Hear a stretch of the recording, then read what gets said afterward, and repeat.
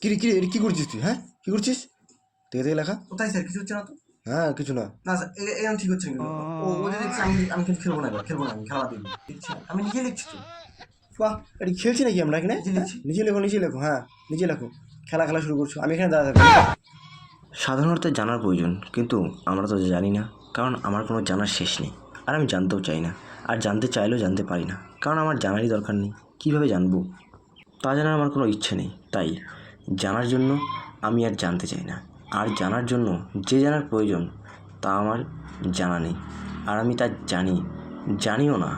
তাই জানতে গেলে সবাই আগে জানো যে কী জানা প্রয়োজন। তা না হলে জানবে কী করে যে কী জানা প্রয়োজন? তাই কী জানা প্রয়োজনের জন্য জানতে লাগবে। তাই জানার জন্য সমাজে আগে জানো। জানের সঙ্গে জানার একটা বন্ধুত্ব মিল আছে।